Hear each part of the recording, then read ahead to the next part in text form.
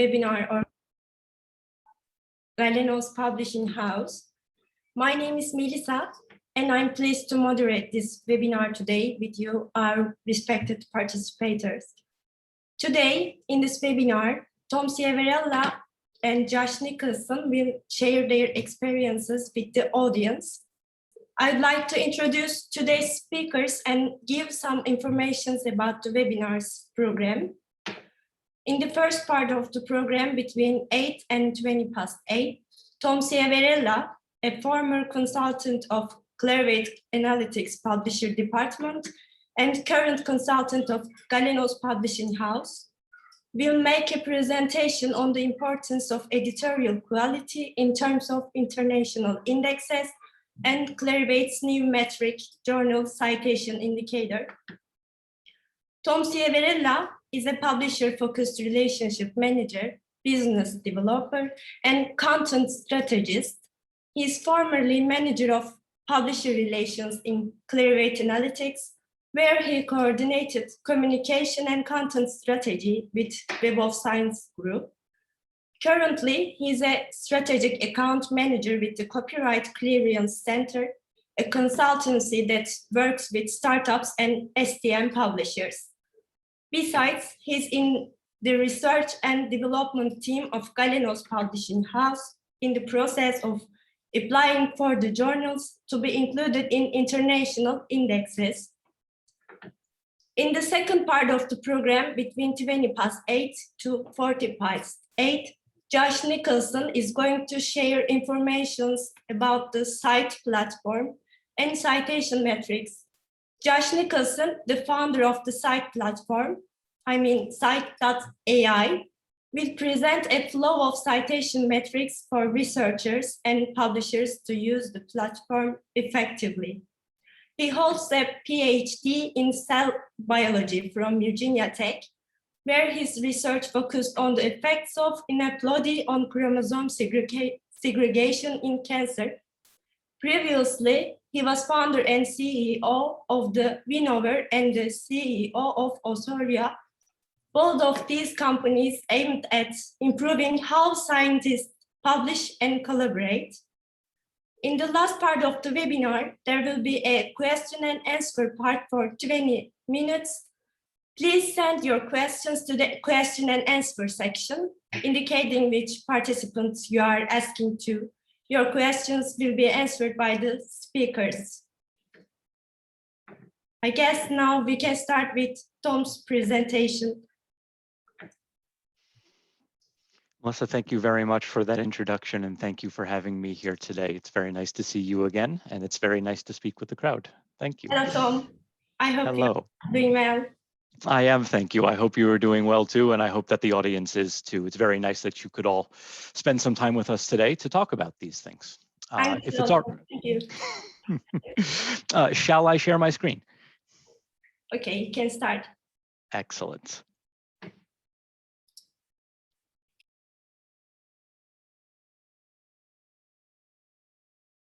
Okay, and you can see the slide on screen, is that correct? Yes, Tom, it's all clear. You can start. Excellent. Thank you so much. Thank you all again for having me here today. It's very nice to talk with you, and it's very nice to work with the Galenos team. And I'm here to talk about, as the slide says, editorial quality. I'm going to talk a little bit about the Web of Science, but also more than the Web of Science.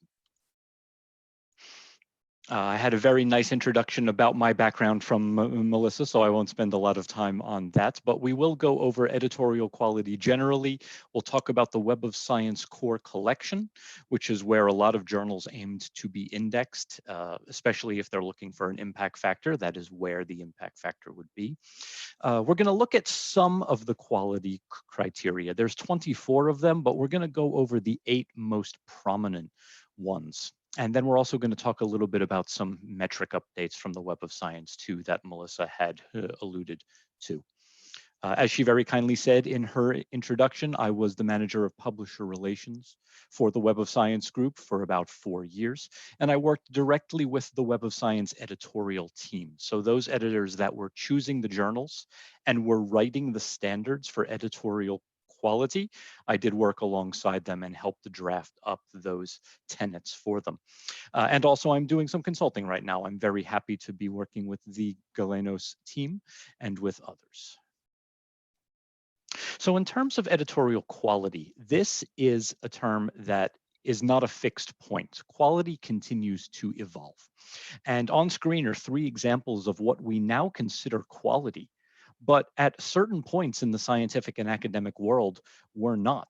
It used to be a journal needed to be in print, and these online only journals were new. We didn't consider them quality. Now they are the norm. The same thing with just having a single article available online before the entire journal was done. That was a new way of doing things. And now we have no problems with that. We even give different names to them depending upon what point it is in the editorial process or what the publisher wants to call it. So early access or online first or ahead of print, these are all the same flavor of article that we now consider to be quality. And then you take that even further down, and even preprints, an article that has been written or is still being revised, it hasn't gone through peer review, depending on the preprint server that it's on or the topic that it's on or the authors, that too can be considered of editorial quality. So all of these things are adjusting, and as scientific and academic researchers and publishers, we have to keep up with all of these things. But even while all of that is changing, so far, a scholarly article looks the same. We expect it to have these 3 main parts that we see on screen here. We expect an article is going to have the authors and the affiliations, and of course the title and the abstract and all of those other bits that we expect to see inside of the metadata. So that hasn't changed. That aspect of the quality has not changed. Now, there are some startups out there that are working on quick and short kinds of articles. So this definition of what is a quality article, that too might change over the next year or so. But for right now, when editors are looking for what to publish, when researchers are counseled on what they should include, these are the parts that we would consider quality. And as we talk even more about quality, you get into very specific ways of discussing, either for the discipline or for the research, how to adhere to quality. And on screen are just a couple of examples of checklists or organizations that are markers of quality for their field. So journals should really be using the COPE guidelines. These journals and publishers that adopt COPE, you can be sure that they are doing things or publishing things in a way that is accepted in the scholarly and academic world. And then if you're doing randomized trials, if you're doing observational studies, if you're working with animals, there are different sets of guidelines depending upon what your research is, and you as a researcher would want to adhere to this. And also you'd want to work with a publisher and publish in a journal that expects this of you. If you submit a journal, they will want to see these checklists, or the journals themselves will have a statement, or the publisher website will have a statement that says they have adhered to these things. So all of these quality measures and quality metrics are adopted by the larger scholarly and academic world. And it's a really good way for all of us all over the world to do consistent, impactful research.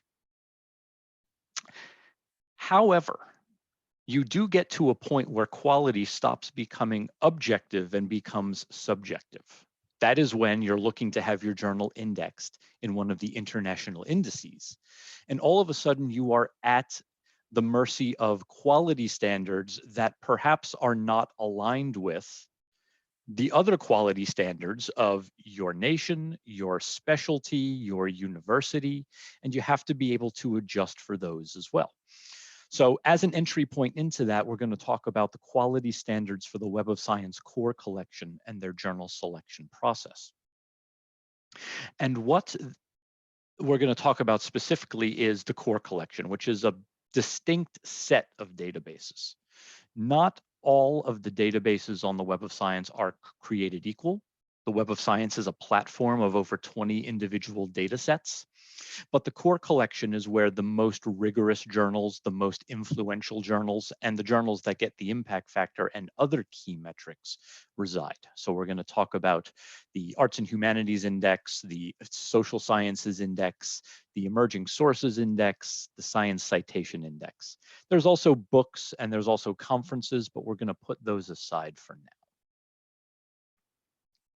As I mentioned earlier, there are 28 criteria that the Web of Science editors use to assess if a journal should be included in the Web of Science core collection.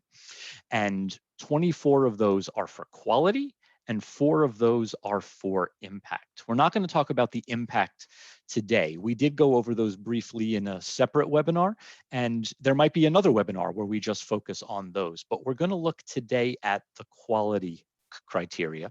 And as I had mentioned, there are 24 of them, but that's a lot to go over. So we're going to focus on the 24 that are right up top there in the red box, but more specifically, we're going to focus on the 8 of them that are in this green box. These are the editorial criteria beyond the basics.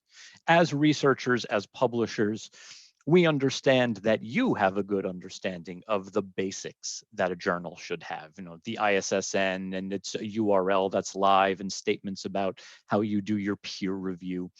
So we know that you know that, and we could always go over those at a different time, but we want to focus on the heavier things right now. So we're going to look at the quality step. We're going to look at the 8 most rigorous aspects. And please note that if journals don't get past this step, if they don't have quality, they won't be indexed in the Web of Science, and they generally need to wait at least 2 years before they can be considered again. That's why it's very important for journals and for publishers before they present themselves to the Web of Science to have these quality aspects really tied down, really in good order, because you don't want to be rejected for quality because it will set back your schedule for potentially getting an impact factor. So the first of these is the composition of the editorial board. The Web of Science editors are going to look at who is on the board, where they come from, where they have published before, and they're also going to look at how many people are on the editorial board.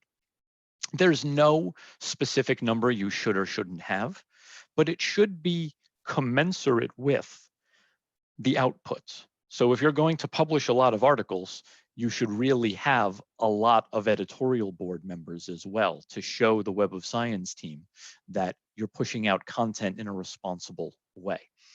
The Web of Science editors also have a phrase that they use called due consideration. So if it's an editorial board that pays its editors or has a full-time editorial board, as opposed to just volunteers, that can be a point in the journal's favor.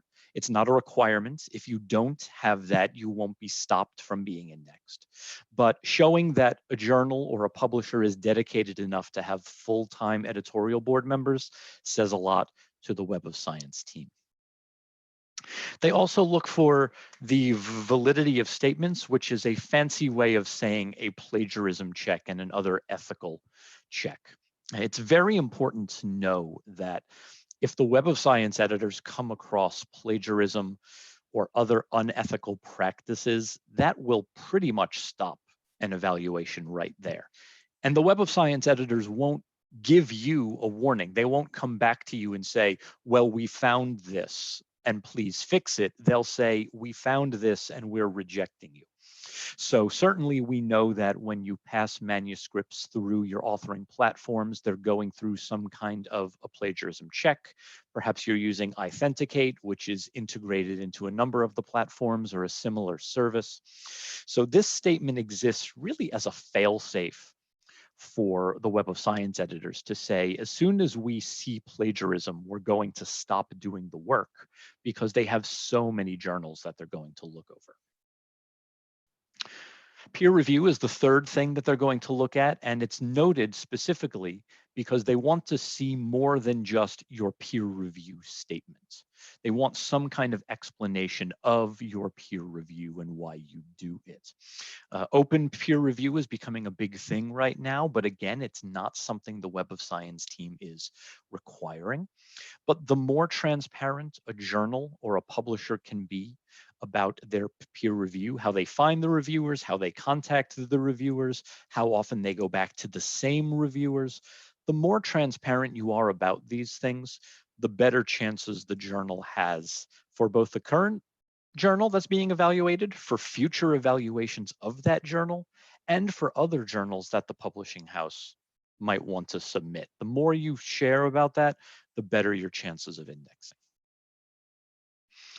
There's also a section called content relevance, which means that the editors are not just seeing how many articles annually a journal is going to publish. They're also going to make sure that the articles are appropriate for the aims and scope of the journal. This is part of the editorial board's role, but it's also part of the publisher's role too. The publisher has to make sure that they're overseeing these things.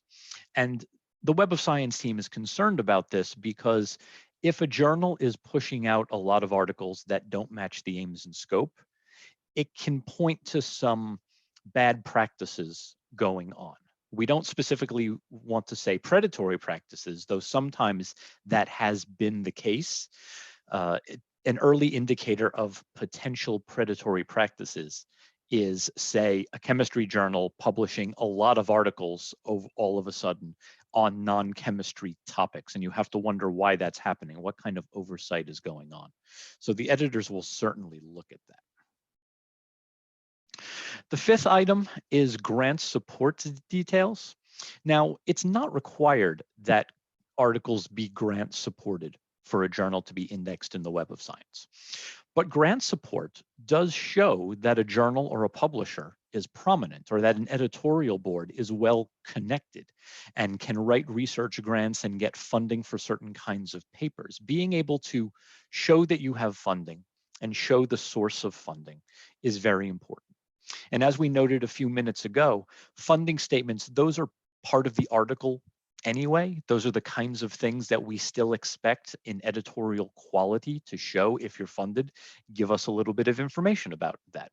So the Web of Science editors will be looking for that as well. The sixth item is what the Web of Science editors call adherence to community standards.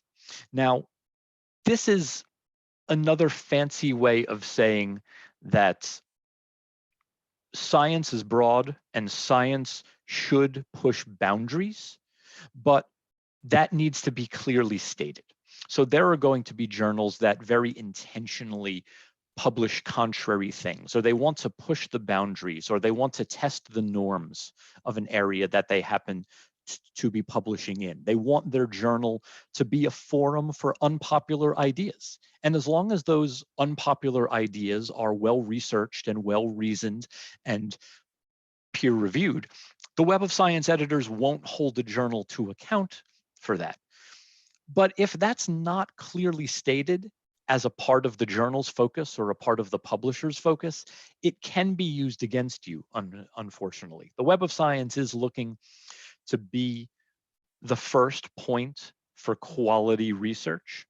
So when the Web of Science editors see a number of items that perhaps are contrary, they will wonder if this is going to get in the way of the many thousands of Web of Science users who are looking for the norms of a discipline as opposed to the contrary opinions. So it's okay if you push these boundaries, but just make it a clear point of your journal that you're going to do so.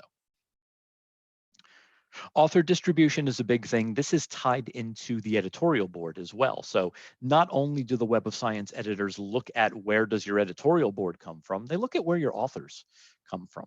And if you're a specifically regional journal, they won't expect a geographic spread to be very wide. Whereas if you're calling yourself an international journal, The Web of Science editors will want to see that you're publishing and working with authors from more than just one country or just one reason. So these kinds of things can keep journals from being indexed, but at the same time, there are no magic numbers. The Web of Science team can't say, if only you have X number of authors from this region or this country, that's acceptable, because what would happen is everybody would just work toward those numbers. They would publish no author above and beyond what they needed to. And then that gets in the way of the science because they're looking for indexing. And we don't want to get in the way of the science when we're dealing with the Web of Science indexing processes. The last aspect that the editors look at is called appropriate citations to the literature, which is a nice lead up to what Josh is going to discuss. And not all citations are built equally. Citations out of context will certainly raise alarms with the Web of Science team. We have seen journals in the past looking to manipulate metrics and impact factors by putting in citations that perhaps aren't appropriate for the article itself or for the aims and scope of the journal.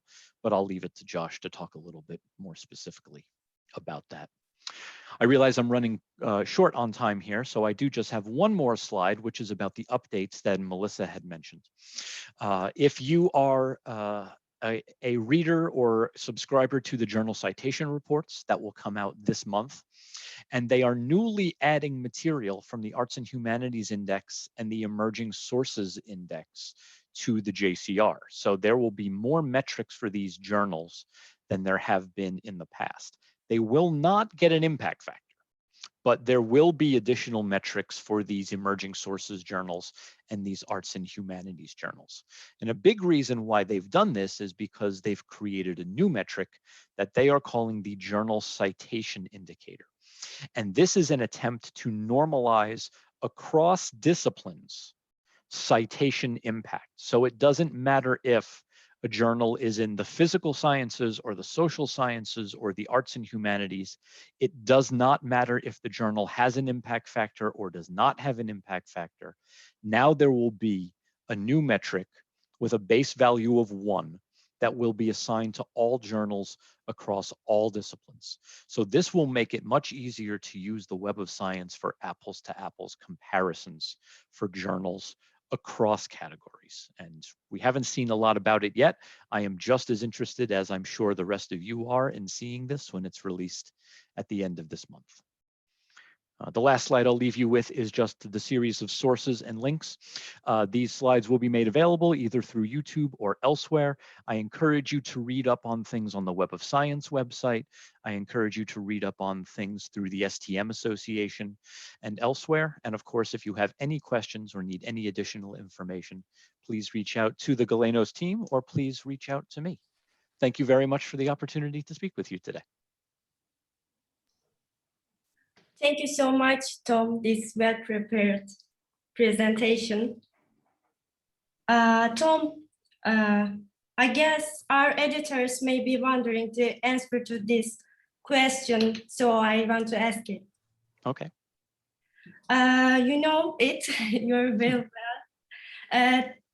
Web of Science has too many criteria for the journals, you know, and what do you think about that?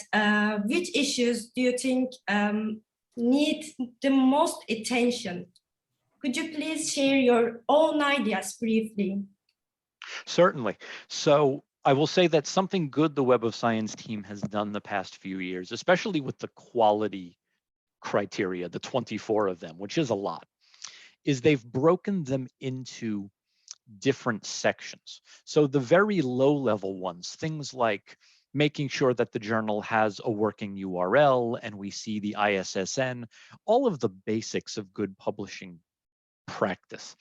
What the Web of Science team has done for those is said, if they don't see it, they won't reject the journal outright. They will contact you to say, these very basic things aren't there. As soon as you add them, you can come back to us and we'll do the full evaluation. So I think your editors are right that it's a lot of content, but also the Galenos team and other publishers in the region, we know that you know the basics, that you're going to come to Web of Science with all of these basics already in place. So you don't need to worry so much about those, and you can spend your time focusing on, you know, those 8 items, for instance, that we focused on here. Who's on your board? Who are your authors? Where are they coming from? How transparent are you being about the peer review of your journal? So you're absolutely right that it's a lot, but I would encourage editors to focus on those higher level quality aspects. That will serve you very well. Thank you so much. And Josh Nicholson, give us. Yeah. Hi, everyone. Thanks for the interesting presentation, Tom. And thanks, everyone, for staying up so late to listen to these things. So I'm going to talk about something new, and I would say really kind of almost like aiming to be the next generation of Web of Science, which we call Scite. And so before getting into what Scite is and what we do and how it can be useful in today's world as well as the future, I kind of like to start presentations by reminding everyone that, you know, publications are not just these units that we, you know, have to tweak and look at all these details. They really contain amazing content, right? They contain the sequence of the COVID vaccine. They contain how we've made vaccines. They inform kind of all aspects of life. And I think that's easy to be forgotten when we're dealing with day-to-day editorial things and business. And so it's a nice reminder to say that, you know, what you guys are doing and what publishers are doing in general is remarkable to me. And I think, you know, if you do it right, that stuff will stand the test of time and inform future generations, you know, hundreds of years from now. At the same time, that doesn't mean we should just sit back in awe and not do anything about trying to improve it. And so there are issues, and some of these issues have come to light recently, mainly reproducibility. So in the biomedical field, there's been large studies out of pharmaceutical industries looking at major cancer studies, trying to validate them in-house and finding out that more often than not, they can't. And so this has been covered by mainstream media, such as the New York Times, and has been called this reproducibility crisis. That is, if you take a scientific study and try to validate it, if you can't, that can be problematic. In addition to this, there is a massive amount of content now. There's about 2 papers coming out per minute just in biomedical field alone. And so it's hard to keep up. What is new? What is changing? Am I citing the right work? Am I citing work that's been overturned? Things like this. And so Scite is really kind of directed at these challenges. That is, you know, how do we interpret, understand, and deal with this overflow of information? And then also, how do we reward and kind of incentivize reproducibility and reliability in science? Because oftentimes we are incentivized to publishing quick, publishing in the flashiest journals, and kind of chasing citations at all cost. And so we have built Scite to make research easier to understand, to make it more reliable. And we're doing that by trying to bring in the next generation of citations. And so again, this is a nice follow-up to what Tom spoke about, because what we're doing is a bit different, but I would say it's equally as important. And so we're, again, looking at what we call smart citations so that you can better see how a scientific article has been cited, as opposed to just how many times it's been cited. And so I'm going to actually switch over and share my screen to walk you through a demo of how this can work. So the way that I like to show Scite is to show the world as it exists without Scite, and then to show it through the lens of Scite. And so this is my PhD work. As was introduced, I focused on chromosome segregation in cancer cells. My work was published in eLife. I did my PhD at Virginia Tech. We collaborated with the hospital in Portugal, as well as a lab at the NIH. My work has been cited 49 times according to eLife, and then viewed over 10,000 times. And so this is what we all kind of look at when we first see a publication. Where is it published? Who are the authors? What are their affiliations? And then some metrics, the number of citations, views, downloads, and then increasingly even new metrics like alt metrics showing the number of social media shares and things like this. And so what we want to change and improve is really how citations are used. So I would say in most cases, people, when they see a paper and they see the citation number, really are just using it superficially. So high is good, low is not maybe as good. When there is, a lot of information behind that. And so it is a massive amount of work to open up 49 different papers or reviews and see what they say about my work. And so consequently, it's understandable that most people are not doing it. But maybe within those 49 citations and papers referring to my work, maybe some of them agree with my work and find similar results, or maybe some of them disagree with it. And so that nuance is lost in how we treat citations today. And that's something that we want to make easy for anyone to understand, so that they can better understand how does this piece of research or this article fit within the broader landscape. And so we've developed this browser extension, which is free to use. It's for Chrome, Firefox, Safari, or even Microsoft Edge. And it will show you our information anywhere there's a DOI linked. And so this is not actually visible if you go to my article independently. This is the browser extension. It shows up next to references.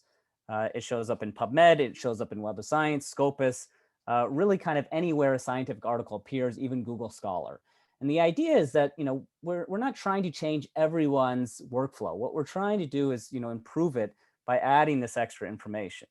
And so what you can do with this browser extension is, again, not just look at it, but you can click it, and then it'll bring you over to Scite. And what you'll see at Scite is similar in some respects to Web of Science or Scopus or Dimensions, but has some key differences. So at the top, we show the title, we show the DOI, a link back to the full text, the abstract, the authors. So really kind of all the same things that the version of record or the publication shows.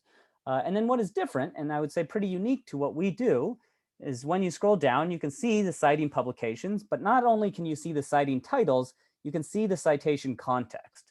And so this is a quick way to see how work has been cited without having to open tens or hundreds or even thousands of papers when there's highly cited work. And so in this case, here's my work.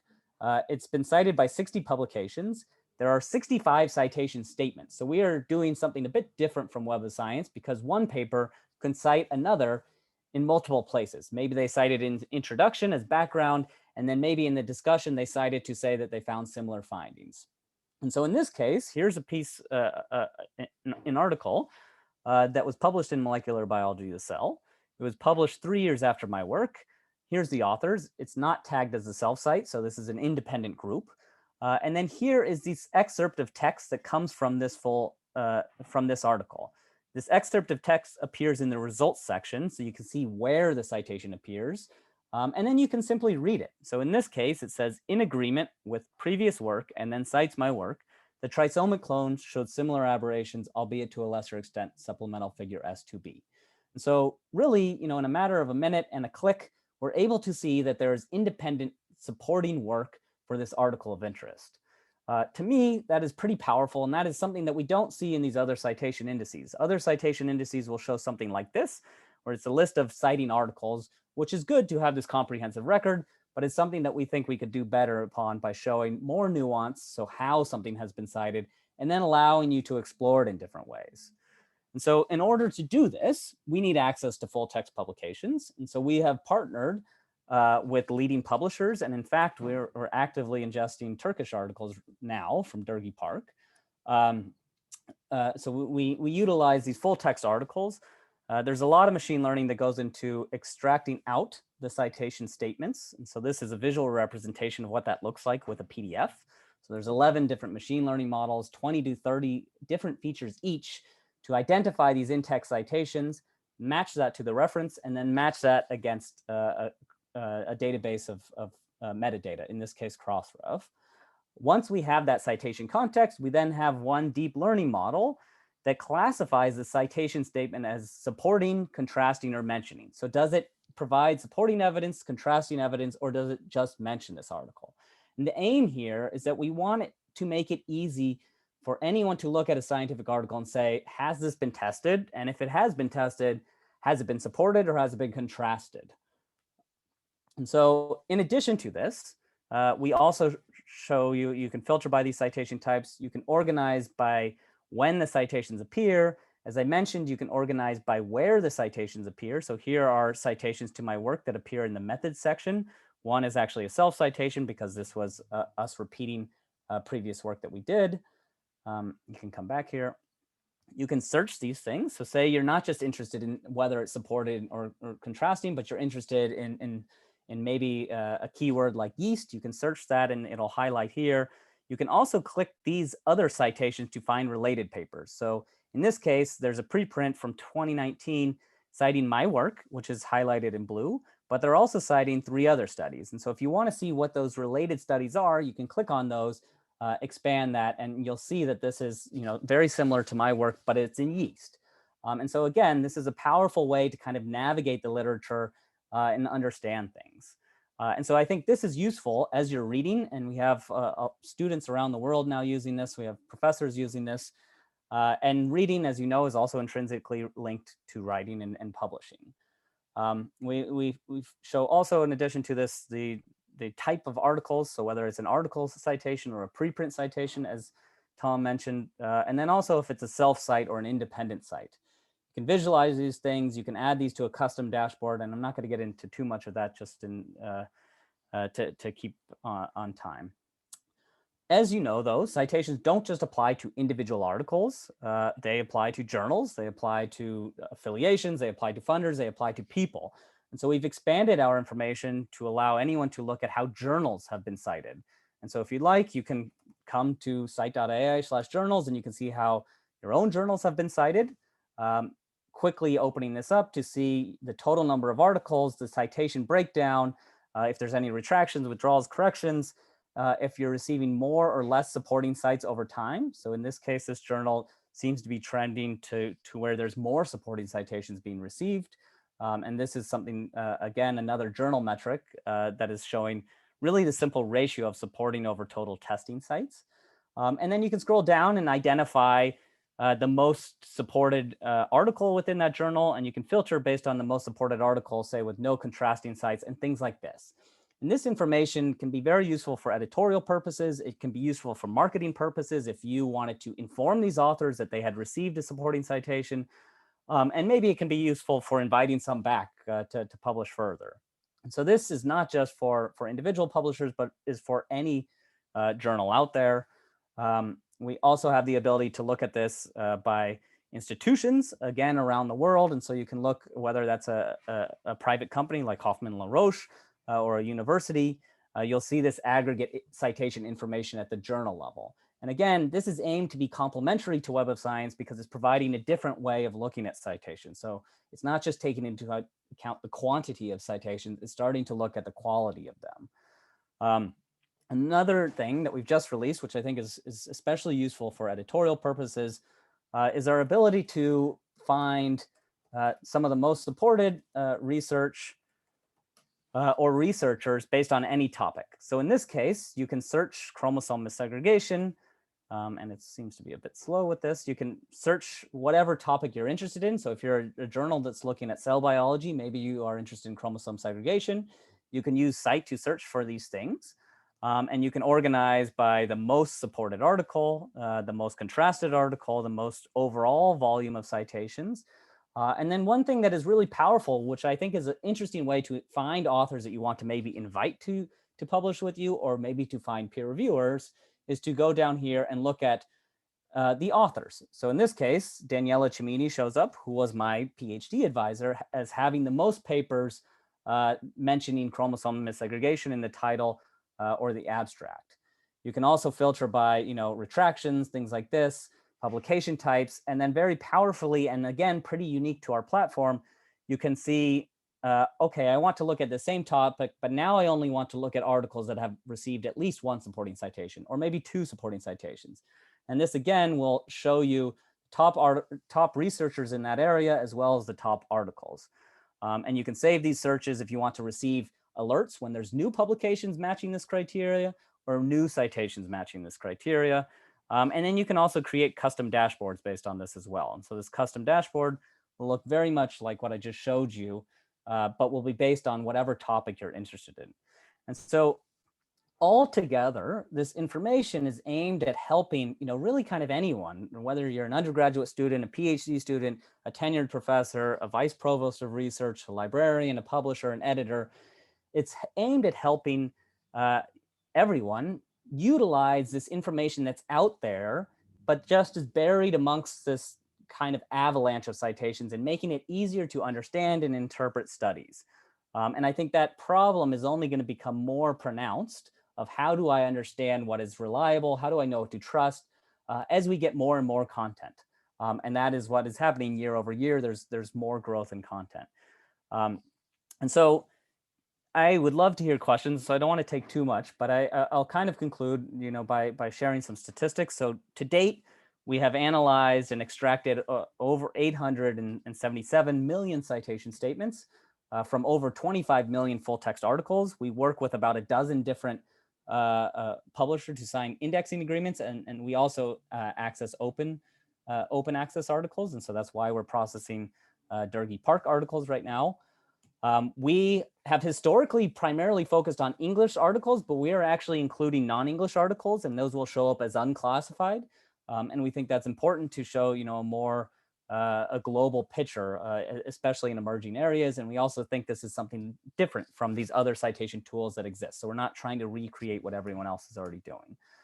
And then the last thing that I like to kind of conclude upon is that we're not the first to have this idea. And so here is Eugene Garfield, who created Web of Science and ISSI, and really the first scientific citation index, discussing in a paper in 1964, whether we can automate citation indexing, and then describing these markers.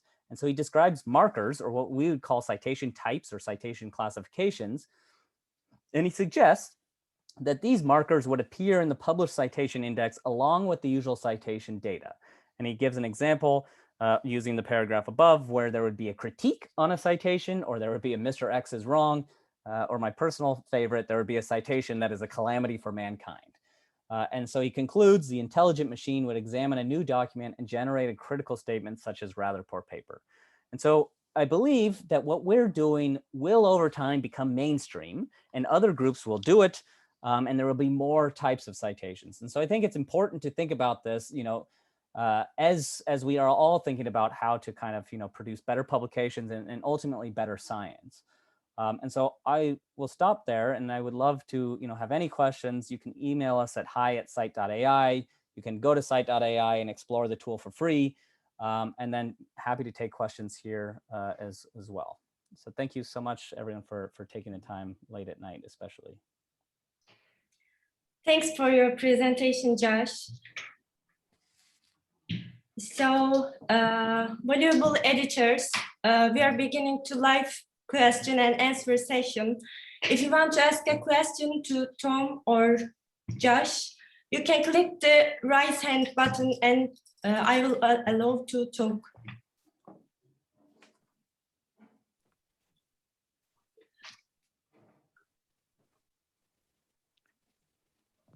We've received a few questions through the chat. I just answered one of them. I typed out an answer. It was about, do you have to justify the papers that you reject? And I said, no, that's not something the Web of Science editors are going to look at. They're going to look at what you do publish, not what you don't.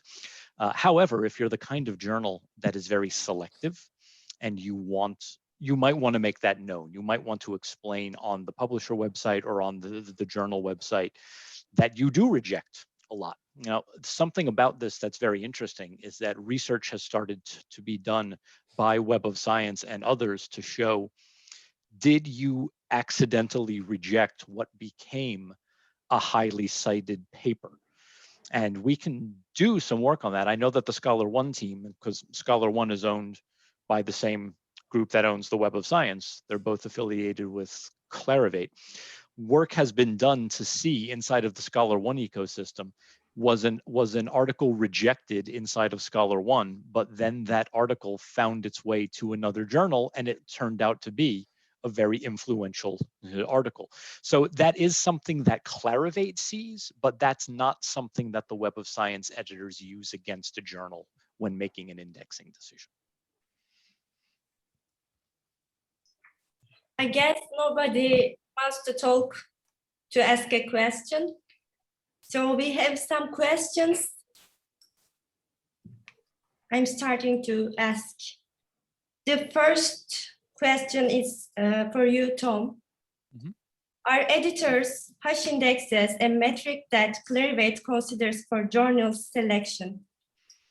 They'll look at H-index, yes. I can't recall an instance where, low H-index for the authors was a reason why a journal was rejected. That's getting into some very individualized metrics. You have to remember that although the Web of Science editors are looking at who are the authors and who are the editorial board members, they're not looking to index authors per se, they're looking to index journals. So an author with a low H index might not matter if the journal is publishing other articles from other high H index authors. So it's certainly something that we can measure inside of the Web of Science, but it's not something that the Web of Science editors use to accept or reject the journal. Thanks for your answer. And another question from Taner Kemal Erda, one of our editors from Turkish Archives of Otorhinolaryngology Journal. He said, thank you for the excellent presentation. It's also necessary to make comments or write the reasons for the desk rejected papers, or are automatic decline message enough? Is it a disadvantage for the evaluation for SCI? No, the desk rejections, that's okay. We expect that journals are going to engage in proper publishing practices, and you will reject based upon the needs of your journal. That does tie back to, well, what happened with that paper? Did you reject something that should have been rejected? Or did you reject something that actually was quite well done and wound up being highly cited? That's going to be very interesting to watch over the next few years, but you don't need to justify those kind of internal journal specific or editorial decisions. Thank you. There's another question from him. Thank you for the excellent presentation again. In local journals or in the journals of small communities, international editorial boards or advisory boards include members from that community, and you cannot change these members easily as not to attract reaction of your own people. So are there some methods, maybe political methods, for changing or renewing these kind of boards? That's a good question. Some boards are by necessity going to have a certain group of people who need or want to be on that board. And if the journal is specifically regional, that's okay. The Web of Science team will index journals that are regional by design. So if the editorial board comes from a certain country or region, if the authors are published from a certain country or region or come from the same university overwhelmingly, there are such journals like that indexed in the Web of Science. Now, if that journal is looking for a different level of indexing or a different level of exposure, they might need to consider expanding the editorial board. So not replacing those people or removing those people who need or want to be on there, but creating a separate board or expanding the board that has a bit more of an international focus to it, that could then help the journal attract international authors and perhaps show to the Web of Science team that this regional journal at one time is actually more international. So you're absolutely right that it's a concern. There are always going to be complications per country or per institution. But if there's a way to, say, expand your editorial board or to attract new reviewers or new authors, we do encourage you to do that. That is a smart thing to do. Thank you again. There is another question to you. What's the function of the 5-year impact factor? The 5-year impact factor is simply a longer time frame. So the impact factor itself is really a 2-year measure. The 5-year impact factor just shows a longer tail. Some research, and this happens a lot in the social sciences, impact means different things. So there are the physical sciences, the physics and the chemistry journals and the like, where impact can be measured very accurately at the 2-year time frame. The 5-year impact factor is interesting for historical reasons because some journals have a longer time, some topic areas take a longer time to develop a certain level of impact, but mostly it's just a financial decision from Clarivate. They can calculate an impact factor for any number of years, 2, 3, 4, 5, 12. They have decided as a company that a 2-year impact factor and a 5-year impact factor gives a good snapshot of the impact of a journal. So that could change one day. They could decide to do a 7-year impact factor, but it's really calculated exactly the same way. It just shows it over a different time scale. Thank you. And I have a question for Josh. Are you there? Yep. As an editor, what metrics can I browse Scite for to gain insight into my journal? Yeah, so I think you can go to our journal page and search your journal. And so it'll be a way to identify, very easily which article has received the most supporting evidence, which has received the most contrasting evidence. And maybe, knowing your own methods, you'll be able to come up with some insights of saying, okay, this one looks very good under the lens of Scite. What did I do differently from this one that doesn't look very good? And so I think there's a lot of information there that's unique to your publications, and you can utilize that. We also have something that I didn't show just in terms of time called our reference check. Our reference check is tied into major submission systems like ScholarOne, Editorial Manager, Manuscript Manager. And this is really aimed at helping editorial teams, authors, and peer reviewers look at manuscripts before publication. And so the reference check, again, if you go to Scite, allows you to upload a PDF of an unpublished document or a Word document, but a PDF is probably better. And then it will tell you the reference in this PDF that you are reviewing.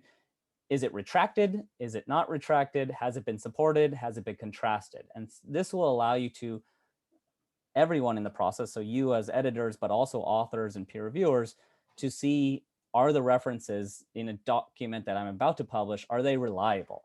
And this is something that even major publishers in Web of Science have challenges with. And so we have documented that there's thousands of papers citing retracted work, and they're doing so unknowingly. And so this is something that we're working with to now help all publishers curb. The other thing that I can say that could be done is that our information can be added freely to your pages. So you can add smart citations from Scite by going to scite.ai/badge. And we're now live on major journals as well. We're live on 100+ journals on Wiley. We're live on Rockefeller University Press. And we're in discussion with some other ones for big expansions of this. And so I think, Scite is early. Obviously, we haven't been around as long as Web of Science. But I think it's important to kind of look at, the traditional of what do we care about, and then what do we need to care about in the future as well. Yeah, I would be curious to hear if there's any feedback, through email and questions. Happy to answer anything in more detail too. Thank you. There's another question to you, I guess. This system with AI don't check the citations whether they are from SCI. It's possible for you to improve the system to check also to give the impact factor of the journals that cited. Yeah, so technically that's possible, but legally I'm not sure it is. And so it's also something that we don't want to do, right? We don't want to just recreate another Web of Science or a Scopus. We're trying to evolve this system so that it's looking not just at the quantity of citations, but the quality. Because there are many journals that don't have a high impact factor, but they're doing very good publishing. They're publishing amazing research, and there's some things that we can show that. And a lot of that is, and this is something that, Clarivate's trying to address with their new indication, is physics journals receive a lot of supporting citations, but they don't receive a ton of citations overall. And so through the lens of Scite, there's, they look very good, but through the lens of an impact factor, they don't look so good. And so I think, we're trying to do something complementary and different, and not just, kind of another Web of Science, if you will. Thank you. The following question to Tom. Are you there? Yes, I am. Okay. Google Scholar H index is a way and higher than Web of Science. Do you use Web of Science journal database only to calculate editors or journal citations or impact factors? That's a good question. Google Scholar is not curated in the way that the Web of Science is. You're going to get a lot of duplicates or sometimes incorrect information if you're solely using Google Scholar. So if you want to calculate H-index, first and foremost, you should always do an apples to apples comparison. So if you want to compare 3 authors and their H-index, you should always be using the same data set. So do it all from Google Scholar or do it all from Web of Science. But again, I can't advise you to use Google Scholar for that just because you're going to get a lot of extra content that will skew your result. So the Web of Science, because they don't duplicate entries, you will get a much clearer indicator, a much more accurate H-index if you use the Web of Science to do the calculation. Thank you. There's another question to you again. Mm-hmm. Is there a specific percentage or ratio of rejection needed to be indexed by expanded? It's a criteria that it is expected from a journal. Not so much a percentage, and this goes back to what I had said earlier about, you know, the number of authors who come from foreign countries or from outside of the home country of the journal. If Web of Science assigned a number like that, people would play to that number. They would stop publishing and accepting things according to the science, and they would accept according to how is this going to get me indexed or how is it going to increase my impact factor. Also, we don't know specifically what you don't publish. We only know what you do publish. So again, because Scholar One is owned by the Web of Science team, if you use Scholar One, we can see, okay, you rejected a certain number of papers. But it's important to understand that the Web of Science editors and the Scholar One team, completely separate. They are colleagues, they work for the same company, but they don't do the same thing. So if you ask the Web of Science editor who chooses the chemistry journals, you know, how many papers were rejected by this journal, they won't know. If it's a Scholar One, even if it's a Scholar One publisher, they won't know.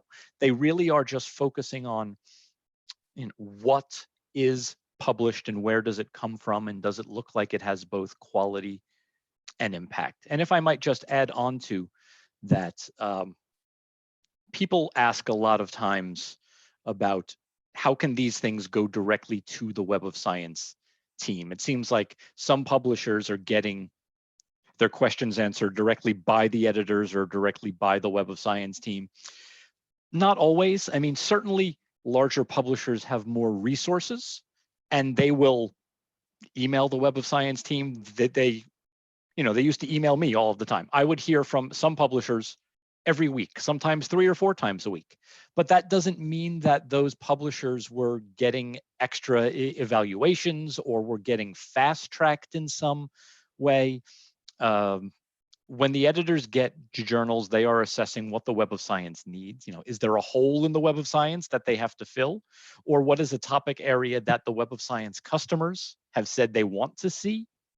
Or what looks like it has both high quality and high impact? It doesn't matter really who it comes from.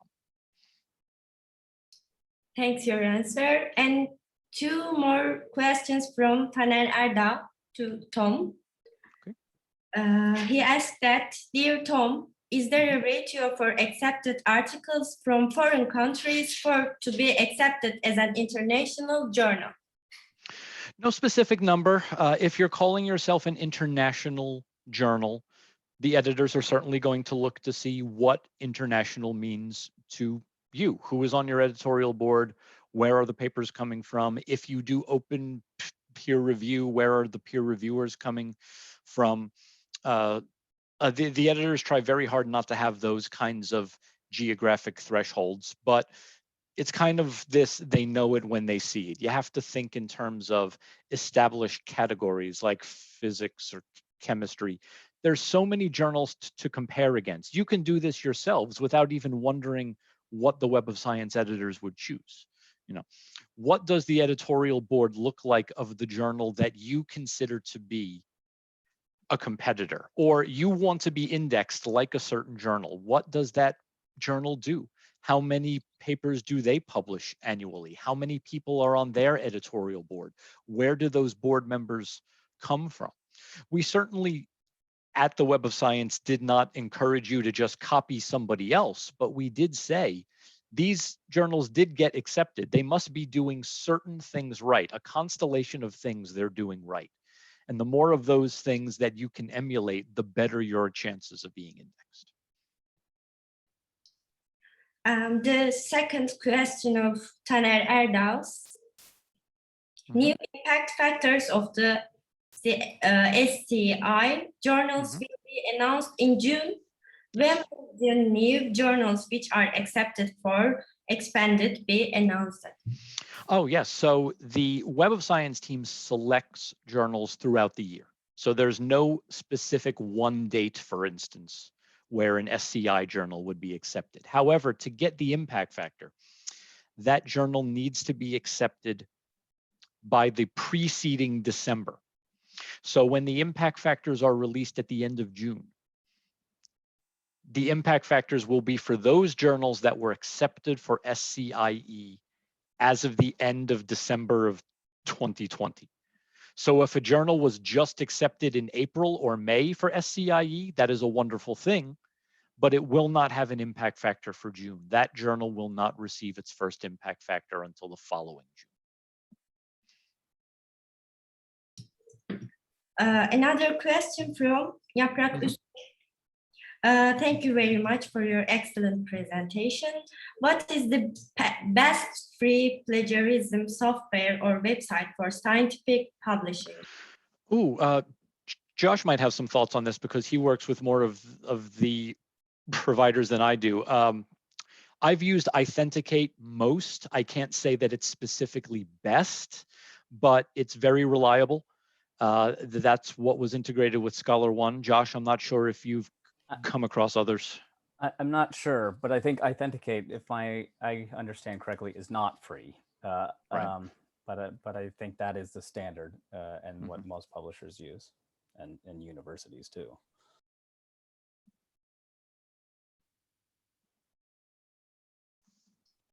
Okay, thank you. Another question from Yaprak Üstün. Does delaying the publication of the final version of a manuscript have negative effect on Web of Science? So that is a great question because it gets to timing and what the publication year means for impact factors and metrics and things like that. So with the release of the JCR and the impact factors this June, Web of Science is including what it refers to as early access papers.